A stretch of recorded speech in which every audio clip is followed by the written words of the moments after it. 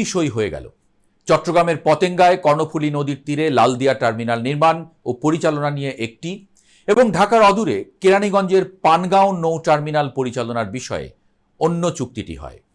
চুক্তি সইয়ের ঘটনাটি গণমাধ্যমে চাউর হওয়ার পরপরই এ বিষয়ে উদ্বেগ প্রকাশ করে বাংলাদেশ জামায়াতে ইসলামী ও হেফাজতে ইসলাম।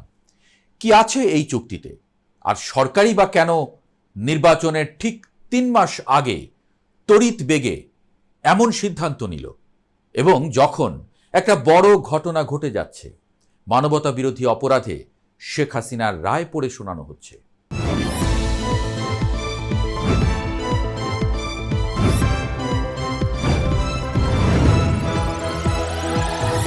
চট্টগ্রামের লালদিয়া কন্টেইনার টার্মিনাল এখন থেকে চালাবে ডেনমার্কের মায়ার্স গ্রুপের সহযোগী এপিএম টার্মিনালস।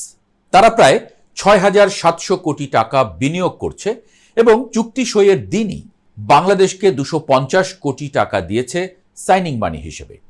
এই টার্মিনাল বছরে ৮ থেকে ১০ লাখ কন্টেইনার হ্যান্ডলিং করতে পারবে। সরকার প্রতিটি কন্টেইনার থেকে $২১ করে আয় করবে, আর যদি ৮ লাখের বেশি হ্যান্ডলিং হয় তখন প্রতি কন্টেইনারে $২৩ পাবে। অন্যদিকে ঢাকার কেরানীগঞ্জের পানগাঁও নৌ টার্মিনাল পরিচালনার দায়িত্ব পেয়েছে সুইজারল্যান্ডের মেডলগ এসএ। তারা প্রায় ৪৯০ কোটি টাকা বিনিয়োগ করবে এবং ১৮ কোটি টাকা সাইনিং মানি দিয়েছে।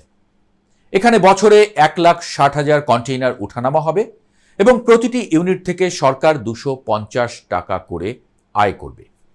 নৌ পরিবহন উপদেষ্টা এম শাখাওয়াত হোসেন বলছেন, এই দুটি চুক্তি অন্তর্বর্তী সরকারের বড় অর্জন এবং এসব নিয়ে যাদের সন্দেহ ছিল তা দূর হওয়া উচিত।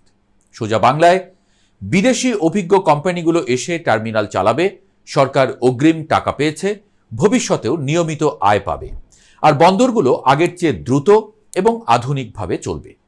তো এই সহজ কথাটা সহজে বুঝতে পারছে না জামায়াত হেফাজতের মতো দলগুলো কিংবা সাধারণ মানুষ? আর বেছে বেছে শেখ হাসিনার মৃত্যুদণ্ডের রায়ের দিনই বা কেন এরকম একটি বড় চুক্তি, তা নিয়ে প্রশ্নের মুখে পড়েছে ডক্টর ইউনূস নিজেই। তিনি অবশ্য প্রথম থেকেই এই বন্দর নিয়ে কয়েকটা কথা বলে আসছিলেন। এক, চট্টগ্রাম বন্দর আমাদের অর্থনীতির হৃৎপিণ্ড, মানে দেশের ব্যবসা বাণিজ্যের সবচেয়ে বড় কেন্দ্রটাই হলো এই বন্দর। এটা ঠিকমতো কাজ না করলে পুরো দেশের অর্থনীতি ধীর হয়ে যায়।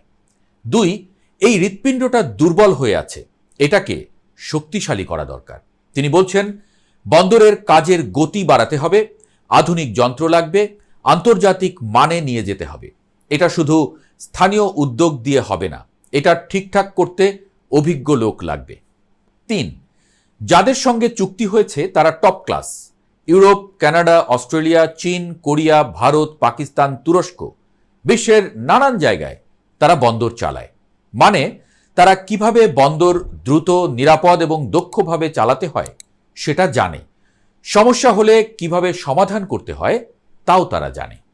সোজা কথা, ডক্টর ইউনূস বলছেন, দেশের সবচেয়ে গুরুত্বপূর্ণ জায়গাটা শক্তিশালী করতে হলে অভিজ্ঞ হাত দরকার, তাই বিশ্বমানের অপারেটরদের আনা হয়েছে।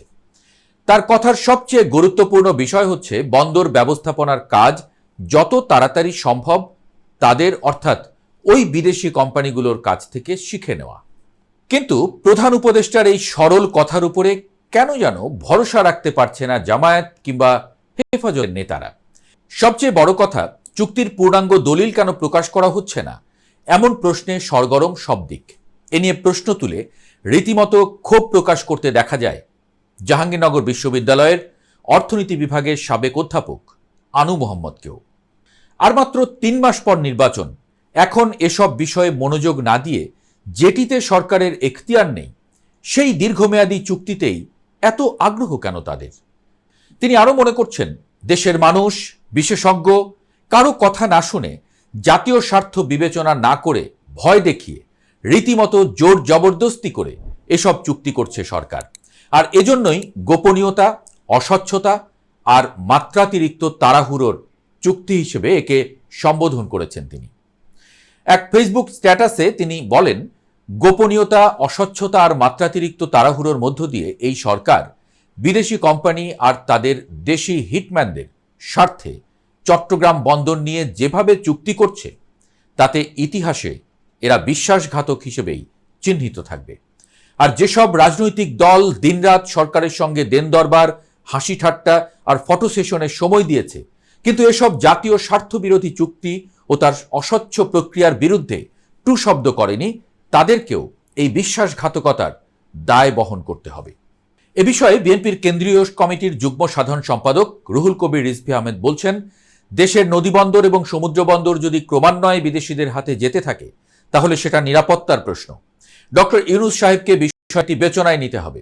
শেখ হাসিনা যা করেছে সেই কাজ করা যাবে না বলেও হুঁশিয়ারি করতে দেখা যায় তাকে। তবে গণমাধ্যমকে এসব প্রশ্নের উত্তর দিয়েছেন বাংলাদেশ বিনিয়োগ উন্নয়ন কর্তৃপক্ষের প্রধান নির্বাহী কর্মকর্তা আশিক চৌধুরী। তার মতে, শুধু বাংলাদেশ না, কোনো দেশের সরকারই পিপিপি চুক্তির মূল দলিল জনসম্মুখে প্রকাশ করবে না আইনগত সীমাবদ্ধতার কারণে। আশিক চৌধুরী যখন এসব কথা বলছেন, সেই সময়ে সরকারের এহেন গোপনীয়তার কারণেই অনেক বিশ্লেষক এও বলছেন, শেখ হাসিনা যেমন ভারতকে খুশি রাখতে ও নিজেকে নিরাপদ রাখতে আদানির সঙ্গে চুক্তি করেছিলেন, একইভাবে এই বন্দর চুক্তিতেও হতে পারে বিদেশি শক্তিকে খুশি রাখার চেষ্টা। ইতিহাস ঘেঁটে একটা বিষয় স্পষ্ট, তা হচ্ছে বিদেশিদের খুশি করে কিছুদিন হয়তো টিকে থাকা যায়, কিন্তু এই কৌশল শেষ পর্যন্ত আত্মঘাতী হয়ে ওঠে। আদানির সঙ্গে চুক্তি যেমন হাসিনাকে বাঁচাতে পারেনি, বরং তাকে আরও সন্দেহের মুখে ফেলেছিল। এখন অন্তর্বর্তী সরকারের বন্দর চুক্তি নিয়েও একই ভয় পাচ্ছেন বিশ্লেষকরা। তাছাড়া এর মধ্যে ভূরাজনীতি আর বিদেশি স্বার্থের কোনো খেলা জড়িয়ে আছে কিনা, সেটাও এই মুহূর্তে সবচেয়ে বড় প্রশ্ন। আর এজন্যই ডক্টর ইউনূসকে এখন প্রতিটা পাপ ফেলতে হবে খুব ভেবেচিন্তে, একদম মেপে মেপে। কোনো রকম ভুল করা বা ভুল লোকের হাতে দেশের হৃৎপিণ্ড তুলে দেওয়ার মতো বিলাসিতার সুযোগ এখন আর কারোরই নেই।